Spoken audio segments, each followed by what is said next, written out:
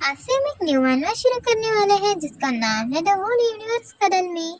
I hope आपको ये मानवा पसंद आए क्योंकि ये एक मानवा रोमांस प्लस कॉमेडी है जिसमें रोमांटिक बातें और कॉमेडी तो भर भर के हैं। अगर ये मानवा आपको पसंद आता है तो लाइक सब्सक्राइब शेयर कर दीजिए ताकि मुझे ऐसी न्यू न्यू वीडियो बनाने के लिए मोटिवेशन मिलती रहे।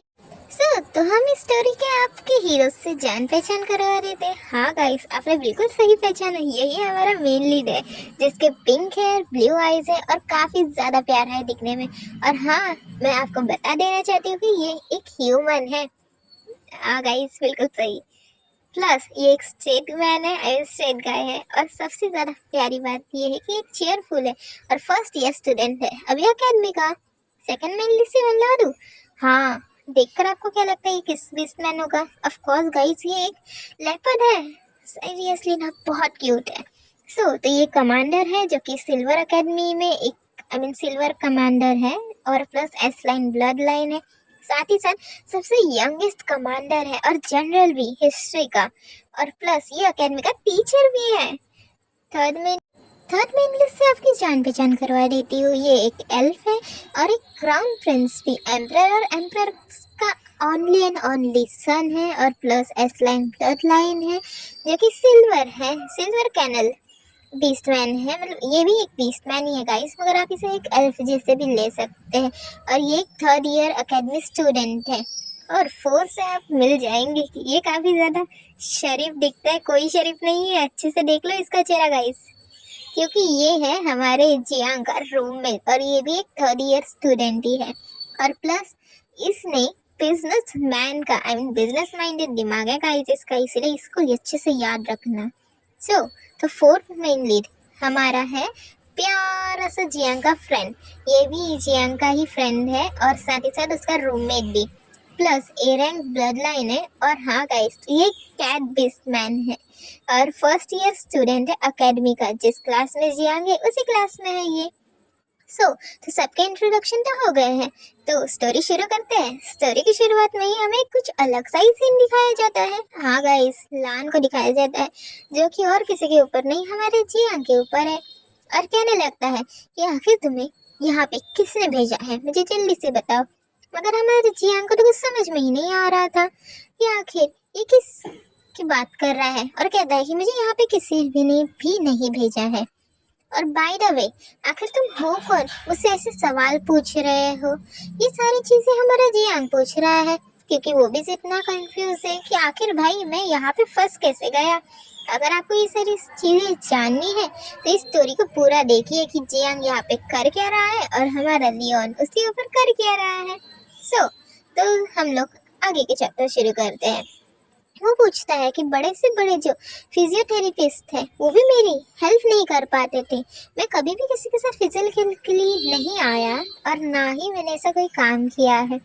तब वो जियांग कहता है कि तुम क्या कह रहे हो, मेरे कुछ भी पल्ले नहीं पड़ रहा है।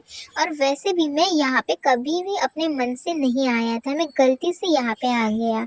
ये सारी चीजें तो वो कह रहा है, पर हमारा लान तो कुछ सुनने के मूड में ही नहीं है। वो कहता है कि तुम यहाँ पे आए हो, तुम्हें जरूर किसी ने भेजा होगा।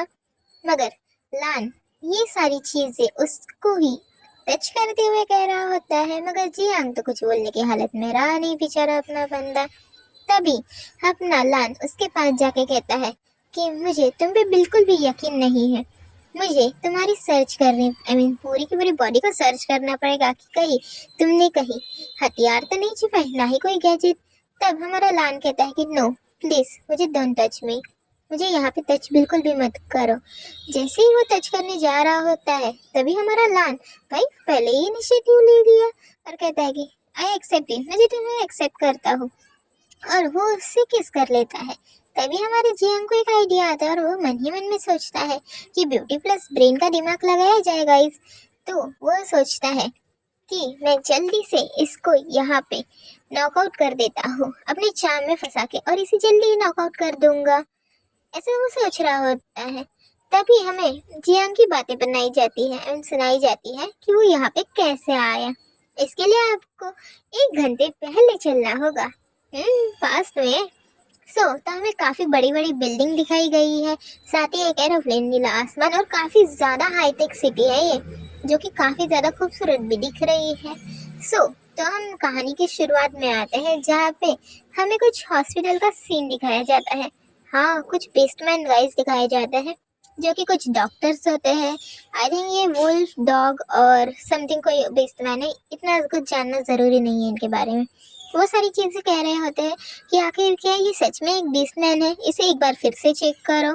तब हमें हमारी जियांग की बातें सुनाई जाती हैं कि वो कैसे वर्कलोड की वजह से और ओवर टाइम की वजह से अपनी बॉडी को काफ़ी ज़्यादा पुश आउट किया और वो वहीं पे हार्ट अटैक आके मर गया। तो जियांग सोचता है कि शायद मैं अभी हॉस्पिटल में हूँ और ये कुछ हॉस्पिटल जैसा ही लग रहा है, और मैं अपनी बॉडी को फिर से कभी भी इतना ज़्यादा स्ट्रेस और पुश आउट नहीं करूँगा जिसकी वजह से मैं हॉस्पिटल पहुँच जाऊँ।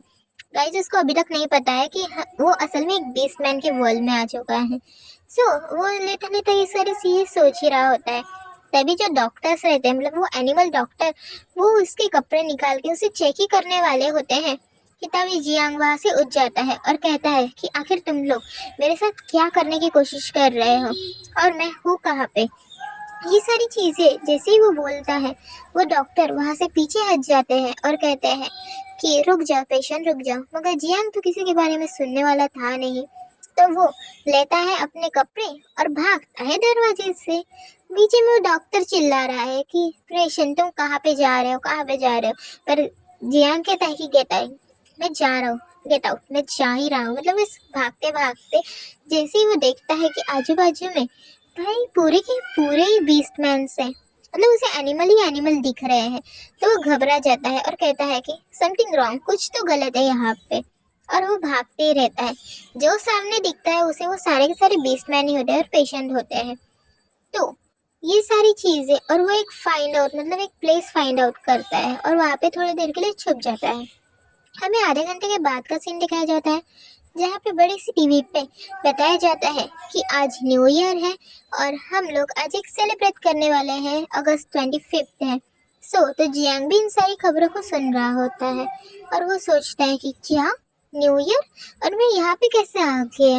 नो, मुझे तो मैंने टाइम ट्रैवल कर लिया है, ऐसा वो सारी चीजें कह रहा होता है। और हमारा जियांग मोटे मोटे आंसू निकाल के रोते हुए ये सारी चीजें कह रहा है। गाइस, बेचारे में दया तो आ रही है, फिर क्या कर सकते हैं। वो कहता है कि मैं तो यहाँ पे आना भी नहीं चाहता था और मैंने टाइम ट्रैवल कैसे कर दिया, डायरेक्टली मैंने मतलब टाइम ट्रैवल कर लिया और मैं यहाँ पे कैसे आ गया। मतलब उसके मन में ये सारी चीजें चल रही है, मगर आपको उसे बताए हम भी नहीं जानते वो टाइम ट्रैवल करके कैसे आया। गाइस, तो वो सोचता है मेरी मॉम मेरे घर में इंतजार कर रहे होंगे विद टेस्टी डिलीशियस फूड के साथ। तो मुझे अपने वर्ल्ड में रिटर्न होना ही होगा किसी भी हालत में।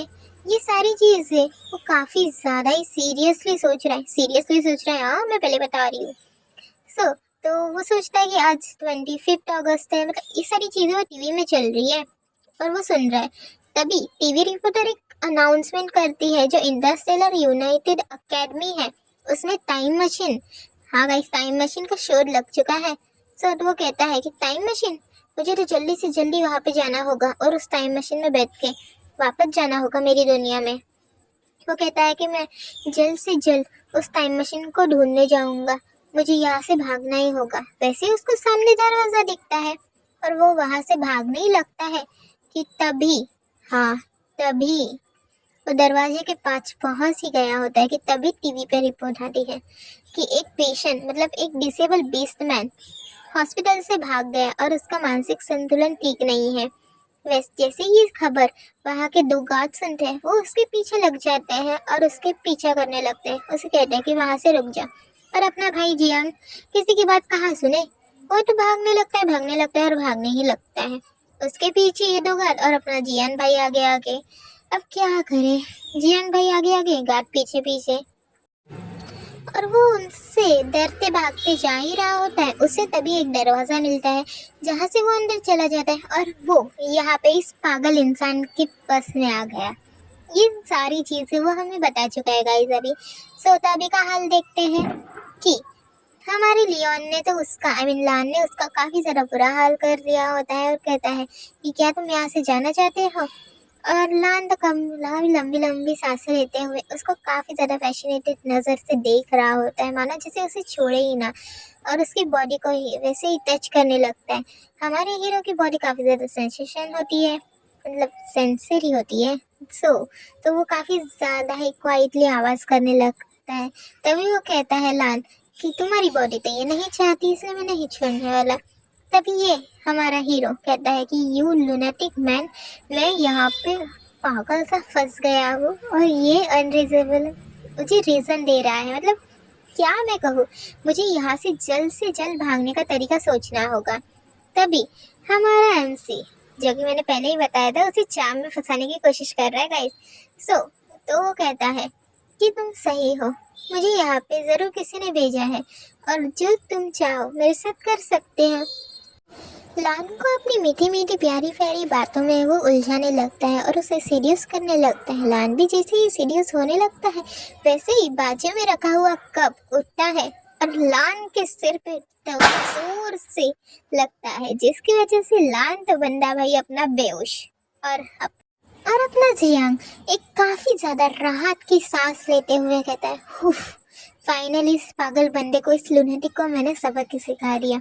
अपने जैसे ही कपड़े पहनता है और वहां से दरवाजे के छोर से रफू चक्कर होने जाता है और कहता है मनी मन, मेरी प्यारी टाइम मशीन में आ रहा हूँ, मैं तुमसे दूर नहीं जा सकता। और वो अकेडमी का नाम लेता है और अपने ड्रेस से भाग जाता है। पीछे में हमें एक आई मीन से दैट ये एक कॉलर लगता है या फिर एक ब्रेसलेट है, उसमें से आवाज आने लगती है कि मिस्टर लान, आपको आपको इंटरस्टेलर अकेडमी में इनवाइट किया जाता है। हाँ गाइस, सही सुना, ये वही अकेडमी है जिसमें हमारा एमसी आई मीन जियांग जाने वाला है। तो हमें अब कॉलेज का सीन दिखाया जाता है, आई मीन अकेडमी का सीन दिखाया जाता है, जहाँ पे हमेशा की तरह प्रोफेसर आके कोई बोरिंग सी लेक्चर आई मीन कुछ स्पीच दे रहे हैं और हमारा जियांग वहाँ पे स्लीपी अनलकीली मूड में बैठा है और कहता है कि मैं काफ़ी ज़्यादा स्लीपी हूँ और वैसे भी मैं काफ़ी ज़्यादा ही अनलकी हूँ जो मैं यहाँ पे फंस गया हूँ।